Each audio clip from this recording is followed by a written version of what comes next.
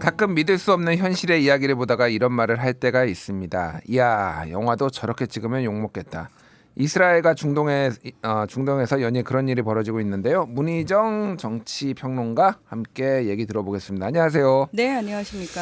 예, 이스라엘 제가 뭐 맨날 말씀드리는데 이 얘기 좀 저도 안 했으면 좋겠다. 근데 좋은 소식이 별로 없으니까. 근데 또 지금 사달이 났어요. 지난 네. 현지 시각 13일에 레바논 남부에서 지상전을 벌이던 이스라엘군 탱크가 유엔군 기지 정문을 부수고 강제 진입을 했고 그 과정에서 유엔 평화유지군 대원 5명이 부상을 입었다 이런 소식이 있는데 네. 아니 이게 뭐 이건 또 뭔가요? 아니 유엔군하고 지금 전쟁하는 건 아니잖아요. 그러니까요. 2006년에 왜 레바논하고 이스라엘하고 교전을 벌였잖아요. 그 예. 과정에서 이제 휴전의 조건으로 유엔 결의안 1701호라는 게 이제 통과가 되는데 그 내용이 뭐냐면은 이제 이스라엘 북부하고 레바논 남부 사이에 리타니 강이라고 있어요. 그 강 사이에는 헤즈볼라가 아니라 레바논 군과 유엔 평화유지군만 주둔할 수 있도록 그러면 이제 이스라엘 군이 레바논에서 나가겠다. 여기 헤즈볼라만 없게 해달라라고 얘기를 했어요. 그래서 실제로 그때부터 50여 개국에서 만여 명 정도의 유엔 평화유지군이 그 안에 계속 있었습니다. 네. 우리나라의 동명부대도 2007년부터 300명의 특전사 중심의 부대가 거기서 계속 주둔을 하고 있습니다. 우리도 네. 평화유지군입니다. 그러니까 약간 스타일은 다르지만 일종의 한국의 DMZ 같은 그런 느낌이네요. 그러니까 그렇죠. 예. 충돌을 막기 위해서 약간의 완충지대를 두는. 네. 예. 네. 그런데 이 이스라엘 군이 지난 10일에 먼저 거기 기지 정문부터 시작해가지고 차량 뭐 대피 시설까지 다 공격을 해요. 그 과정에서 인도네시아 출신의 장병 2명이 다칩니다. 전 세계가 난리가 났어요. 지금 뭐 하는 거냐? 유엔 평화유지군한테 너네 지금 포를 쏜 거야? 이렇게 되고 막 거기에 이제 파병을 했던 국가들 중심으로 막 비판 성명이 나오니까 이스라엘이 깨갱할 줄 알았는데 아니에요. 그 다음 날 또다시 공격을 합니다. 포공격을 합니다. 그 과정에서 이번에는 스리랑카 출신의 장병 2명이 다칩니다. 예. 그리고 나서 또다시 13일에는 아예 포를 가지고 탱크를 가지고 기지를 정문을 들이받은 거예요. 자, 그러니까 이제 전 세계적으로 난리가 나지 않았겠습니까? 그리고 유엔 사무총장 역시 이거는 전쟁법 위반이다. 인도법 위반이다. 국제법을 위반한 거다. 뭐 유엔 위에 뭐 국제법 위에 이스라엘이 있을 수 없다. 이런 식으로 막 얘기를 하니까 이스라엘이 뭐라고 얘기를 하냐면은 이거 우리 책임 아니야. 헤즈볼라가 민간인하고 유엔 평화유지군을 방패 삼아서 거기서 활동하고 있잖아. 네. 그러니까 이 기회에 너네 그렇게 다치기 싫으면은 아예 유엔 평화유지군도 철수해. 라고까지 이야기를 한 겁니다. 예. 그러니까 지금 현재 그 유엔 평화유지군에 이탈리아가 1,000명 넘게 파병을 하고 있거든요. 예. 이탈리아는 사실 조르자 멜로니 약간 극우 성향의 총리잖아요. 이 그러니까요. 총리도 열받은 거예요. 솔직한 심정으로 화가 난 거예요. 아니 그래서 본인 국민이 다치기라도 하면은 그렇죠. 본인의 정치적인 어떤 타격도 있을 거 아니에요. 그게 핵심이에요. 예. 그러니까 유럽의 정상들 중심으로 비판 성명이 계속 나오고 목소리가 높아질 수밖에 없는 게 바로 그 지점입니다. 그래서 멜로니 총리가 나 저기 레바논 갈 거다라고 얘기를 하고 있는데 이스라엘은 지금 전혀 꿈쩍도 안 하고 있고요. 심지어 지난 2일에는 유엔의 구테우스 사무총장을 외교상 기피 인물로 예. 지정을 해서 이스라엘 입국을 금지시켜 버렸습니다. 어. 왜냐하면 늘 사무총장은 반이스라엘적이야. 늘 팔레스타인 편만 들어. 그렇기 때문에 이스라엘의 입국 금지야. 이런 식으로 정말 막 나가고 있는 거죠. 그러니까 뭐 이제 유엔 사무총장 같은 경우에 가급적이면 중재를 하려고 하고 평화를 조금 이어나가려고 하기 때문에 뭐 어느 나라든 좀 과격하게 나오면 그걸 안정시키려고 하는 건데 지금 그렇죠. 네타냐후 입장에서는 우리 편을 안 드네, 반 이스라엘이네 이렇게 지금 본다고 말씀하신 것 같아요. 뭐 실제로 이스라엘은 가자 전쟁 이후에 늘 그랬습니다. 예를 들어서 이렇게 좀 중립적인 이스라엘도 좀 잘못한 게 있어라고 비판적인 논조로 보도를 하는 언론을 향해서는 이건 반유대주의야. 이런 식의 프레임을 항상 씌워왔습니다. 그렇군요. 일단 말씀하셨다시피 유엔 주요국들의 이제 경고 메시지도 이어지고 있는데 프랑스 마크롱 대통령도 이스라엘 건국은 유엔의 결정으로 가능했다라는 걸 잊지 말라 이렇게 얘기를 했고 네. 멜로니 이탈리아 총리도 이스라엘의 일방적 요청에 따라 유엔군이 철수하는 것은 중대한 실수다. 그래서 좀 반대하고 있는 것 같아요. 네. 이거 어떻게 될까요? 그러니까 지금 헤즈볼라를 완벽하게 괴멸시키지 않고는 레바논에서 휴전은 없다라는 게 이스라엘의 입장인데 그렇죠. 지금 그게 가능은 할지 뭐 상황이 어떻게 돌아가는 겁니까? 지금 가자지구 1년 내내 때렸지만 하마스가 괴멸됐나요? 안 됐어요. 예. 그리고 사실은 이제 우리 생각에는 단순하게 하마스가 한 4만 명 정도 있어요. 그 4만 명을 다 없애면은 하마스가 괴멸되는 겁니다라는 논리가 타당한가요? 아마도 가자 지구에서 나고 자랐을 뿐만 아니라 약간 중동에서 나고 자란 아랍인들은 누구라도 이 전쟁을 지켜봤다면은 반이스라엘적인, 그래서 언제라도 또 다른 하마스가 될 준비가 되어 있는 사람들 더 많이 양상시키고 있는 거예요. 헤즈볼라도 마찬가지입니다. 지금 사실 헤즈볼라가 뭐 최대 20만 기 이상의 미사일을 보유하고 있다라고 얘기를 하는데 지금 상황을 보면 이스라엘은 계속 때렸다는 얘기가 나오는데 헤즈볼라의 대응이 굉장히 미미한 느낌이 들잖아요. 예. 이게 뭘 의미하냐면 헤즈볼라는 지금 본격적으로 대응을 안 하고 있다는 겁니다. 물론 그 대응을 안 하는 데는 여러 가지 이유가 있습니다만 일단 헤즈볼라 측에서는 우리는 휴전하겠다. 근데 만약에 이스라엘이 계속 전쟁을 원하면 우리도 전쟁하겠다. 그러니까 다시 말해서 이 전쟁의 책임은 철저하게 이스라엘에 있다라고 이야기를 하고 있는 거거든요. 유엔의 결정으로 1948년에 팔레스타인인들이 살고 있는 그 지역에 갑자기 이스라엘이라는 나라가 건국이 됐고요. 70만 명이라는 그 팔레스타인 주민들을 내몰았어요. 네. 난민으로 쫓아내버린 나라가 이스라엘입니다. 근데 이 부분과 관련해서 이제 마크롱 대통령이 이렇게 얘기를 하니까 아니 그 당시에 맞거든요. 외교적으로 국제사회에서 용인을 해서 건국된 나라지 않습니까? 예. 그런데 이스라엘이라든지 유대인 측에서는 뭐라고 얘기를 하냐면 말도 안 되는 소리를 하고 있다. 이거는 우리의 독립 영웅들이 열심히 피를 흘려가지고 투쟁을 해서 저항의 결과로 얻은 나라다. 이게 뭘 유엔이 만들어 준 거냐라는 식으로 또다시 반발을 하고 있다는 거죠. 이래서 유엔이랑 우리는 같이 갈 수 없어라는 식으로 이야기를 하고 있다는 겁니다. 그렇군요. 뭐 이제 실체적 진실과 또 그 과정의 노력 뭐에 대한 평가들이 좀 많이 엇갈리는 것 같은데 예를 들면 우리나라 독립도 일본에 이제 미국의 핵을 두 방 쏘니까 이게 됐다라고 미국의 덕이다라고 보시는 분들도 있고 아니다 무슨 얘기냐 우리 이제 임시정부라든지 독립 영웅들이 사실상 이뤄낸 거다 이런 뭐 시각차가 있는 것 같은데 중요한 거는 어쨌든 지금 유럽이라든지 미국의 주요 친이스라엘 국가들이 지금 무기 지원이나 여러 가지 지원을 하는 것을 중단하는 것을 검토할 수도 있다 이런 얘기들이 나오는데 이거는 네. 좀 어떻게 될까요? 자, 실질적으로 가장 많은 무기 지원을 하는 나라는 미국이지 않습니까? 예. 지난 1년간 이스라엘에 지원한 그 비용만 24조 원이 넘는다라고 얘기를 하죠. 미국이. 그리고 두 번째로 사실 이스라엘에 무기를 많이 지원하고 있는 나라, 그러니까 수출하고 있는 나라가 독일인데요. 이미 독일 측에서는 이스라엘로 수출되는 무기 승인을 많이 지금 안 하고 있는 상황이에요. 줄여가고 있는 상황이라는 거죠. 그러니까 다시 말해서 지금 이스라엘이 국제 전쟁 범죄를 저지르고 있는 게 너무나 명확한 상황에서 거기에 공범으로 합류하는 거에 대해서 굉장히 꺼려하고 있다라는 게 보여진다라는 거죠. 예. 근데 중요한 건 여기서 늘 전문가들이 단호하게 얘기하거든요. 이 전쟁 끝내고 싶냐? 하나만 하면 된다. 미국이 이스라엘에 무기 지원만 안 하면 된다라고 이야기를 하거든요. 예. 그럼 그게 과연 가능할 것이냐? 불가능합니다. 지금 게다가 이제 대선도 있는 상황이고 그렇습니다. 여러모로 급격하게 뭔가 상황 변화를 지금 미국이 원하지는 않는 상황이잖아요. 게다가 이스라엘 달래려고 고고도 방어 체계라고 얘기하는 사드요. 예. 예. 그리고 그걸 운용할 미군 100명을 파병하겠다라는 약속까지 해준 상황이거든요. 이스라엘에 대한 미국의 무기 지원은 아마 대선 때까지는 계속 쭉 이어질 겁니다. 그렇군요. 뭐 소위 말해서 이제 호구 잡혔다 미국이 뭐 이런 얘기까지 지금 나오고 있는 상황인데 네. 미국 대선 얘기 좀 잠깐 해볼게요.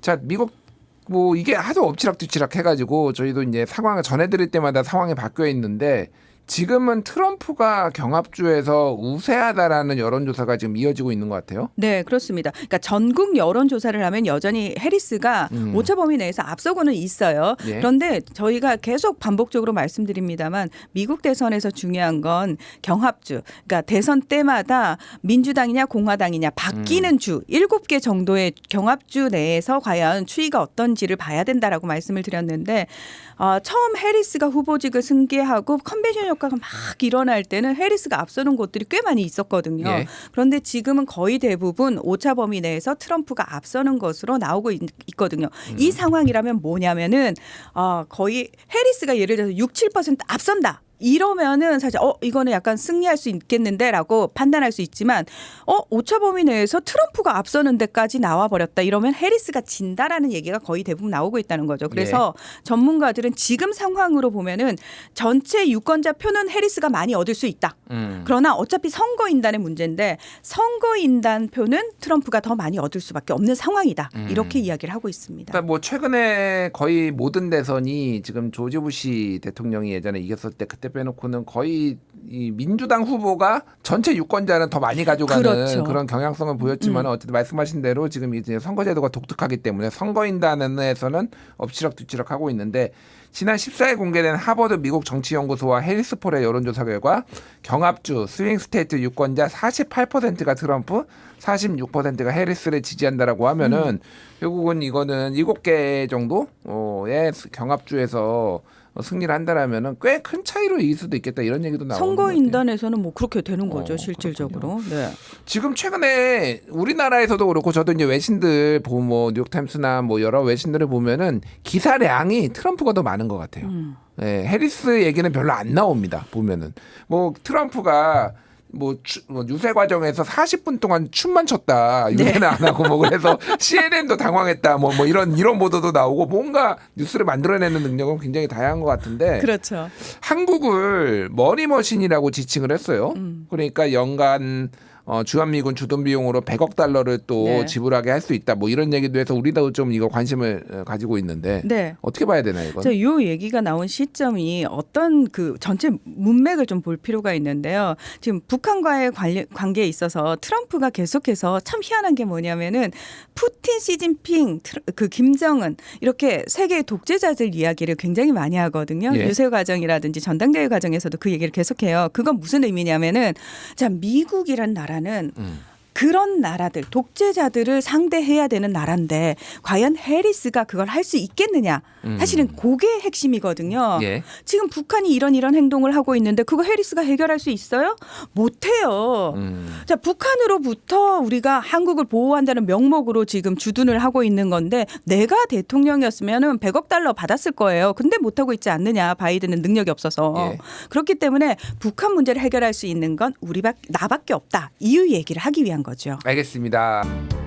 김준일의 뉴스공감 지금 국제 공감 칼럼 발행 중인데요. 문희정 국제정치평론가 모시고 지금 미국 대선 얘기해보고 있었습니다. 트럼프 얘기하다가 저희가 이제 중단이 됐는데 어쨌든 연간 100억 달러, 13조 뭐 한 6천억 원 정도를 이제 한국으로부터 받아낼 수 있다. 뭐 우리 입장에서는 속된 말로 좀 삥 뜯기는 것 같은 이게 현실이 될지 여부는 모르겠으나 상당히 조금 불쾌하기도 하고 우리를 진짜 무슨 자판기로 보나 뭐 현금 인출기로 보나 뭐 이런 생각이 들어요. 문희정 평론가님이 예전에 뭐 누가 돼도 사실은 해리스가 되나 뭐 트럼프가 되나 뭐 우리의 유불리를 따지기는 뭐 쉽지 않다 이런 게 말씀하셨는데 기분이 확 나쁘니까 아 진짜 이거 그리고 솔직히 윤석열 대통령의 외교적 협상력이나 이런 거가 조금 높게 평가되지는 않죠. 전문가들도 어쨌든 그런 얘기를 하다 보니까 이거 엄청 뜯기는 거 아니야? 막 이런 우려들을 좀 하시는 분들이 있더라고요. 저는 그래서 사실은 그러니까 만약에 이 100억 달러라는 금액만 딱 놓고 보면은 그래서 해리스야 트럼프야 그러면 당연히 해리스라고 우리가 얘기를 해야 되겠죠. 왜냐하면 그래도 협상의 여지가 있어 보이니까.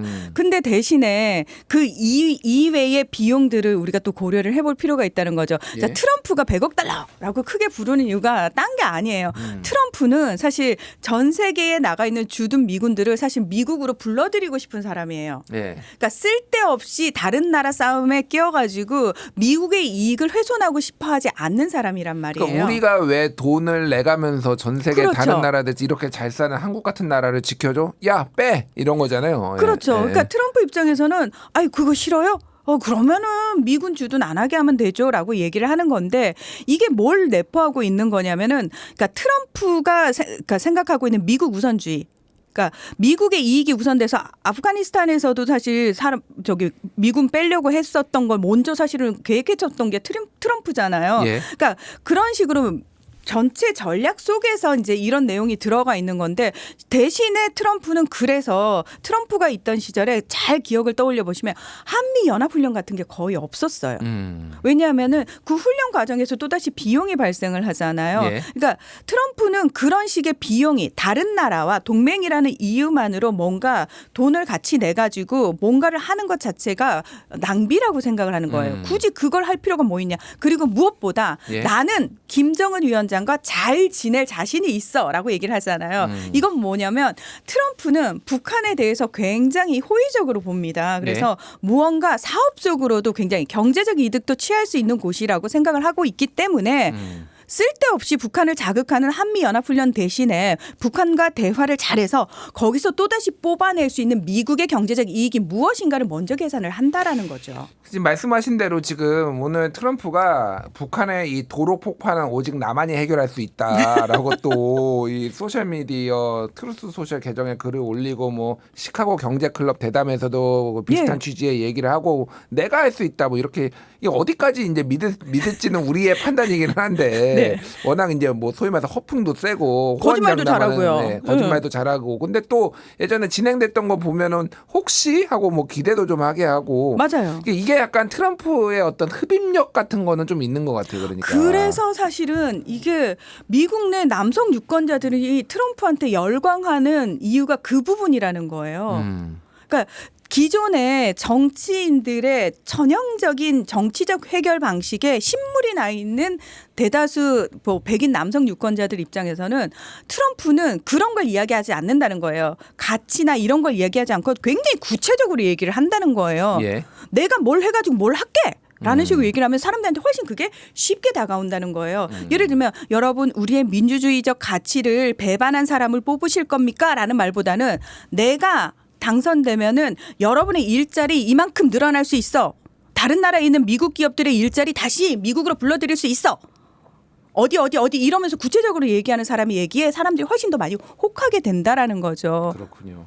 그러니까 지금 바이든 대통령은 뭐 트럼프가 감옥에 안 가기 위해서 다시 뭐 지금 대선에 도전하고 있다 이런 얘기를 하는데 그게 전혀 씨알도 안 먹히는 씨알도 안 먹히는 이유가 네. 그런 이제 맥락들이 있다라고 좀 말씀하셨습니다. 어쨌든 다시 미국 대선 얘기도 다음 주에 한번 살펴보도록 하고요. 자, 저는 이게 굉장히 눈에 띄더라고요.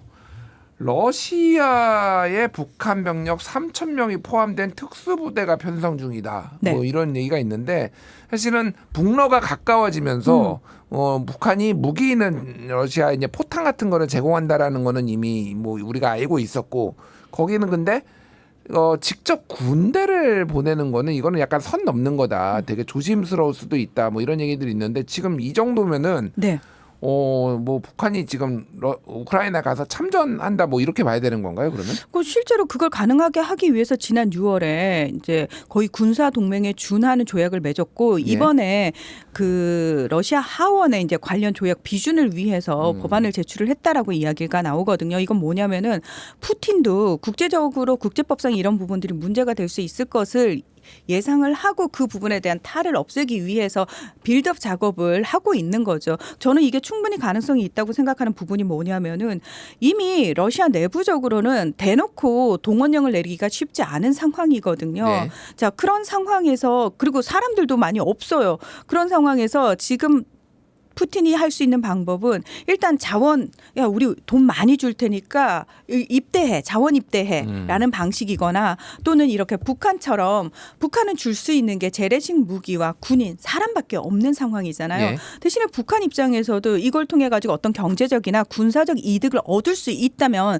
서로 상부상조할 수 있는 방법이거든요. 그래서 자, 푸틴은 지금 트럼프가 당선될 때까지만 기다리기만 하면 되는 거거든요. 예.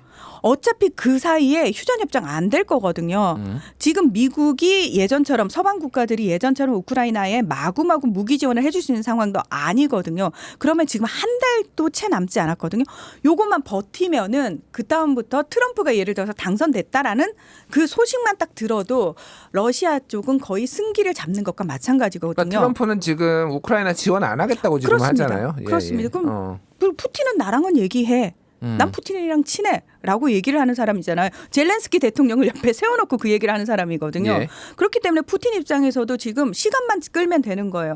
그 과정에서 조금 부족한 것들은 북한으로부터 채울 수 있으면 채우면 좋은 거죠. 그래서 지금은 거의 그 러시아가 승기를 잡은 상황이기 때문에 이 상황에서 무리를 할 필요도 없고 내부적으로 어떤 균열을 일으켜서 푸틴에 반대하는 목소리를 키울 필요도 없습니다. 그러기 위해서 외부적 조달 가장 용이한 부분이 북한이라는 거죠. 소위 말하는 이제 용병을 활용해서 지금 남은 전쟁을 치르겠다 뭐 이런 기조인 것 같고 이미 그렇게 아프리카나 이런 데에서도 지금 용병을 많이 데려다가 지금 쓰고 있잖아요. 그러니까 그렇습니다. 거기서 네. 이제 우리가 주목하는 건 어쨌든 북한 군인이 간다라는 건데. 근데 이게 또 예. 하나가 뭐 있냐면은 북한도 똑같아요. 그러니까 이게 러시아와 북한의 이해관계가 미국 대선하고 관련해가지고 딱 맞아떨어지는 게 뭐냐면 김정은 위원장도 트럼프가 들어오기를 기다리고 있는 거거든요. 그러니까 이게 참 아이러니한 게 전 세계 이 전체주의 국가 독재자들은 지금 다 트럼프가 대통령 되기를 기다리고 있는 거죠. 아니면은 네타냐후 같이 구구적인 그렇죠. 성향도 트럼프가 되기를 원하고 이게 참 굉장히 아이러니하다 이런 생각이 들어요. 그렇죠. 그래서 북한 입장에서도 지금 어쨌든 그 러시아와 북한이 상호 방위 조약 같은 걸 맺어가지고 군사 동맹 됐으니까 이제 어느 한쪽이 침공을 당하면은 나머지 국가는 자동 개입이거든요. 예. 그거를 만들어놨던 북한도 보장을 받아놓은 거예요. 러시아로부터 사실은. 그렇기 때문에 북한이랑 러시아가 지금 똑같이 자 우리는 지금부터 이제 시간만 끌면 된다. 예. 이 작전에 돌입을 한 거죠. 네타냐후도 마찬가지입니다. 그렇군요. 게다가 지금 이제 북한 경제가 굉장히 경제 제재로 어려운 상황에서 북한 러시아로부터 많은 걸 얻고 있죠. 많은 건 이제 경제적 혜택을 추가 파병을 함으로 인해서 굉장히 더 얻는다면은 그렇죠.